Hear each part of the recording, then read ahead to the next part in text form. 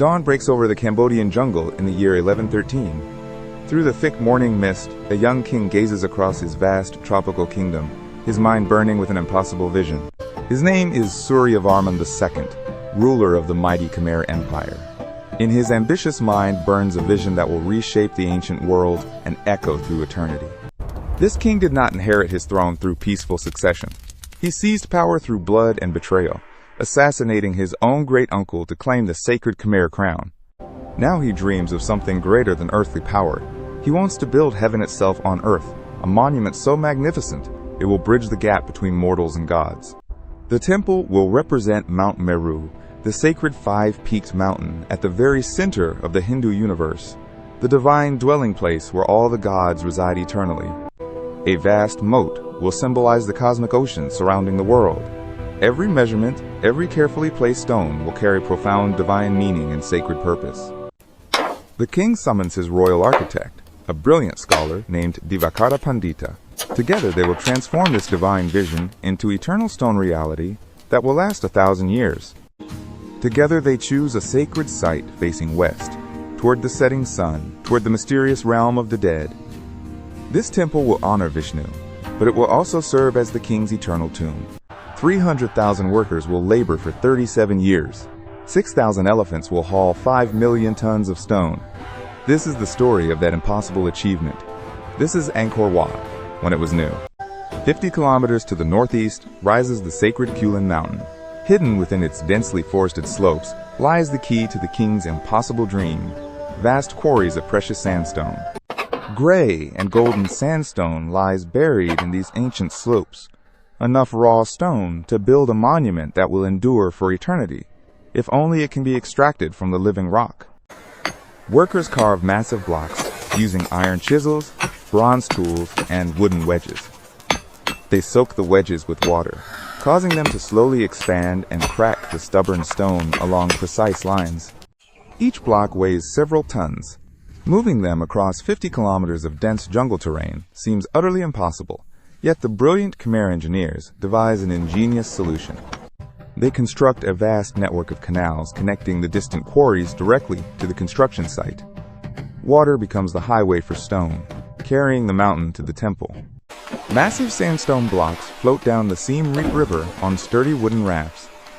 Year after year, decade after decade, an endless river of precious stone flows toward the rising temple.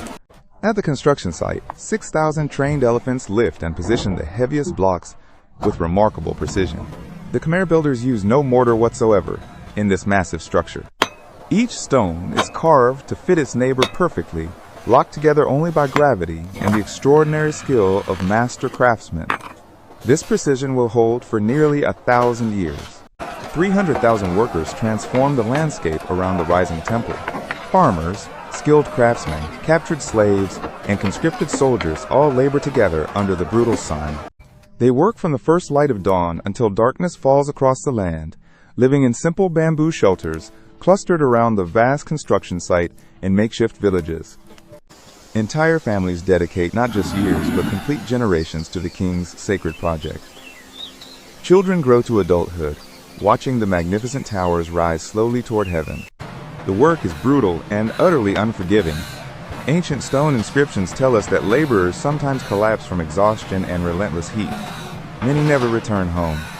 Yet the massive project also sustains them and their families in essential ways. Over 60,000 farmers grow rice specifically to feed the enormous temple workforce every day. Among this vast workforce, skilled artisans hold a special honored status.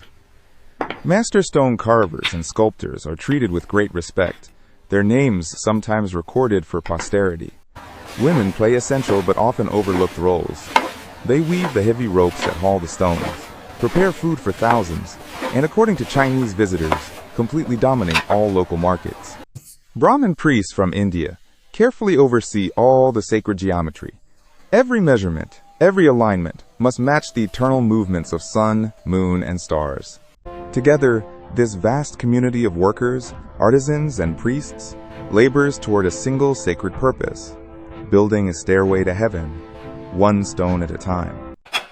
As the great towers rise higher toward heaven, the true artistic work begins in earnest.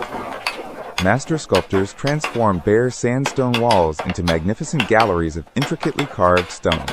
Over 700 meters of detailed bas-reliefs will cover the long gallery walls, depicting dramatic scenes from the great Hindu epics that every Khmer child knows by heart. The Ramayana and Mahabharata come alive in eternal stone. Gods, demons, heroes, and celestial beings are frozen forever in dramatic scenes of cosmic battle and divine triumph. The most celebrated scene shows the churning of the ocean of milk, one of Hinduism's most important creation stories. Gods and demons work together pulling a cosmic serpent. Beautiful apsaras, heavenly dancers of divine grace, emerge from the churning foam above. This single magnificent panel stretches over 50 meters, containing hundreds of unique figures. 1,796 devatas, celestial goddesses of otherworldly beauty, adorn the temple walls throughout every gallery. Remarkably, each carved figure is completely unique. Scholars believe these devatas depicted real women of the Khmer royal court. Their distinctive hairstyles and precious jewelry preserve 12th century Cambodian fashion forever in eternal stone. The sculptors also carved King Suryavarman himself into glorious immortality. A grand procession panel shows him seated majestically on an elephant, surrounded by devoted courtiers. If a carver makes even a small mistake while working on these sacred images, punishment can be severe, sometimes death. Perfection is absolutely demanded here. Year by year, decade by decade, the magnificent temple climbs ever higher toward the heavens above. 3 concentric galleries rise in sacred terraces, each successive level holier than the last. The soaring central tower reaches 65 meters above the jungle floor, taller than any building standing anywhere in medieval Europe. It pierces the sky like a stone prayer. Workers climb precarious bamboo scaffolding into the very clouds themselves, assembling heavy stone blocks at dizzying heights, where a single misstep means certain death on the stones below.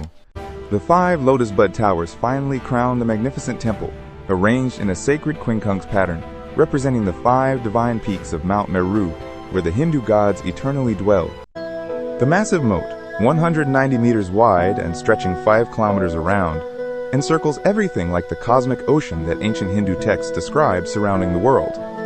A 600-meter processional causeway connects the western entrance to the innermost sanctuary.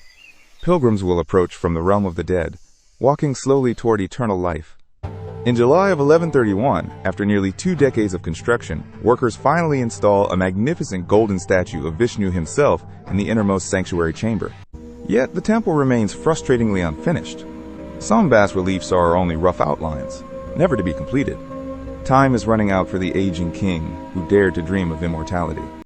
Around the magnificent temple, a vast and prosperous city thrives with incredible energy. At its peak, Angkor holds nearly 1 million people within its sprawling boundaries, the largest city on earth. Wooden houses stand raised on tall stilts to survive the annual monsoon floods, built from bamboo and woven palm leaves, stretching in every direction as far as any eye can see. Markets buzz with commercial activity from dawn to dusk every day. Chinese diplomat Zhao Daguan noted with surprise that all the market vendors are women, selling everything from silk to exotic fruits. The wealthy dress magnificently in their finery. Zhou describes nobles wearing 3 full pounds of lustrous pearls around their necks, their silk clothes elaborately covered with intricate floral patterns. Common people wear simple sampak cloth wraps. Even the mighty king himself, Zhou notes with some surprise, goes bare-chested in the oppressive tropical heat, just like his humblest subjects. Every 4 months, grand festivals transform the entire city into scenes of joyous celebration. Fireworks explode brilliantly in the night sky. Royal processions parade through streets lined with cheering crowds. Massive artificial reservoirs called barrages store precious monsoon water to irrigate agricultural fields throughout the long dry season. Brilliant Khmer engineering feeds nearly 1 million hungry people. This is no mere isolated temple standing alone in the jungle. Angkor Wat is the beating spiritual heart of a mighty empire stretching across all of Southeast Asia, from Vietnam to Thailand. Suryavarman II does not live to see his beloved masterpiece fully completed. Around the year 1150, after nearly 4 decades on the throne, the great visionary king dies. He may have fallen during yet another military campaign against the neighboring Cham kingdom to the east. His cremated ashes are interred within the temple itself, near his beloved golden Vishnu. The ambitious king who dreamed of building heaven on earth has finally joined the gods he worshipped and served his entire life. Construction work continues after the king's death, but the driving momentum steadily fades, without Suryavarman's relentless personal ambition pushing it forward. Some bas-reliefs remain forever unfinished. 27 years later, in 1177, total disaster strikes the Khmer kingdom. The Cham people launch a massive surprise invasion, crossing Tonle Sap Lake in warboats. The invaders sack and thoroughly loot the wealthy capital of Angkor. The reigning Khmer king is killed in fierce battle. The once glorious city lies in smoking flames and utter ruins. From the ashes rises a fierce warrior king named Suryavarman II. Through sheer determination and military genius, he drives out the foreign invaders and rebuilds the shattered empire. But Suryavarman converts to Buddhism, abandoning the Hindu faith of all his predecessors. Gradually, Hindu statues throughout the temple are replaced with serene images of the Buddha. The temple endures through it all. Empires rise and fall. The jungle creeps closer. But Angkor Wat remains standing, waiting patiently to be rediscovered by the wider world. Today, Angkor Wat stands proudly as the largest religious monument ever built by human hands anywhere on Earth. Its 5 iconic towers appear on Cambodia's national flag, a symbol of enduring pride. Over 2 million visitors journey here each year from every corner of the globe, walking reverently along the same ancient stone paths that kings and pilgrims walked 900 years ago. The ancient devatas still smile serenely from the weathered gallery walls. The graceful apsaras still dance eternally in stone. The dramatic stories of gods and heroes remain frozen in eternal bas-relief. Scientists now use advanced laser technology in orbiting satellites to map structures hidden beneath the thick jungle floor. They have discovered nearly 1 million people once lived in Greater Angkor. International teams of dedicated conservators work constantly to preserve what precious remains of this irreplaceable treasure. The ancient sandstone slowly crumbles under relentless tropical sun and rain. Each passing year, a few more irreplaceable details fade forever from the weathered carvings. But the original vision miraculously endures. 300,000 workers created something truly immortal. King Suryavarman dreamed of building heaven on earth, a monument to ensure his immortality long after his mortal body turned to dust. 900 years later, his impossible dream still touches the sky. Millions of people from around the world come to witness what human ambition, devotion, and sacrifice can truly achieve. This is Angkor Wat. This is what it looked like when it was gloriously, magnificently new.